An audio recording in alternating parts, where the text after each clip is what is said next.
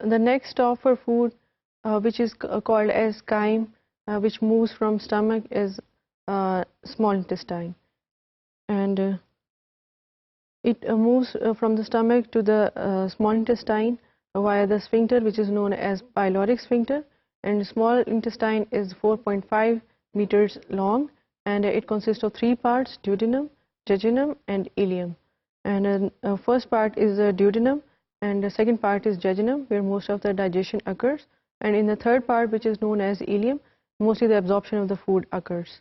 So when the acidic chyme moves from stomach, it mixes with the bicarbonates, which are released by the pancreas, and some of the enzymes which are also released by the pancreas, and it is mixed with the bile, which is secreted by the liver and gallbladder, and then the food is digested and churned, and it is broken down into final products, and then it is absorbed.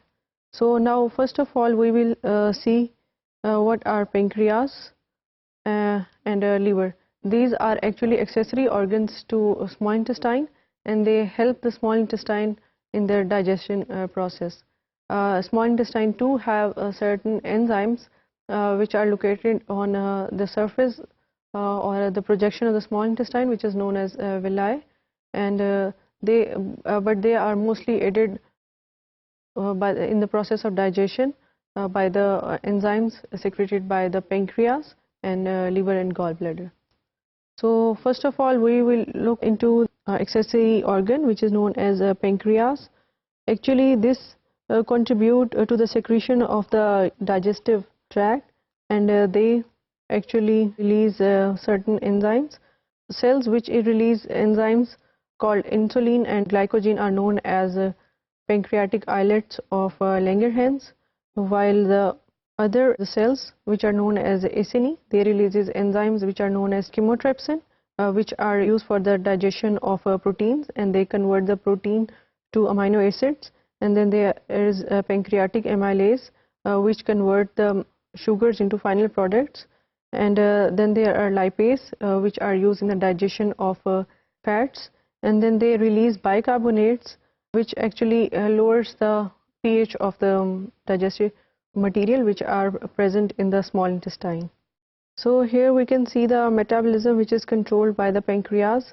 If we eat carbohydrate rich food, it increases blood glucose level. How it occurs? It actually causes the rise insulin secretion, and glucagon secretion is lowered, and it results in the formation of glycogen and fats. And as a result of fasting or exercise, it decreases blood glucose level, and as a result of decreased blood glucose level, insulin secretion lowers and glucagon secretion increases, and as a result of this, a breakdown of glycogen and fat occurs. And the other accessory pigment is liver and actually the gallbladder too. And you can see here the gallbladder, and this is liver, and it is actually the largest internal organ of the body. And in an adult human, the liver weighs about 1.5 kilograms, and can you imagine, it can be compared with the size of a football. And the main exocrine secretion of a liver is bile, and bile consists of bile pigments and bile salts. The bile pigments do not actually participate in digestion. They are actually the waste products resulting from the liver destruction of old red blood cells, and they ultimately are eliminated with the feces. If the excretion of bile pigments by the liver is blocked, the pigment can accumulate in the blood, and they can cause a yellow condition which is known as jaundice. So in contrast, the bile salts play an important role in the digestion of fats. Actually, bile is secreted and is temporarily stored in the gallbladder, and when the small intestine needs the bile for its digestion process, the gallbladder actually then shifts the bile to the small intestine. And now we have to observe or look that there are some regulatory functions of liver. It removes and converts toxins, pesticides, carcinogens and other drugs into less toxic substances. For example, they convert ammonia to urea. Urea is actually the non-toxic form of ammonia, and it can remain in the blood. Now we will look into the digestion of food in small intestine, how it is coupled. when they have got the secretion from the pancreas and secretion from the liver, and thirdly, when they have got the chyme from the stomach, then what do? So before going into the digestion of food in small intestine, we will slightly look at the structure of a small intestine.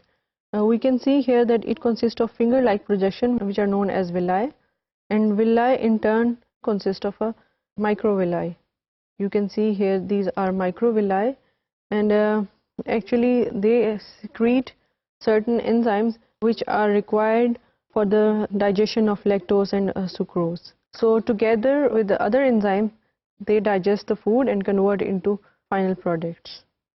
So the end products of digestion of carbohydrates are glucose, fructose and galactose, and the end products of protein digestion are amino acids, and the end products of fats are fatty acids and glycerols.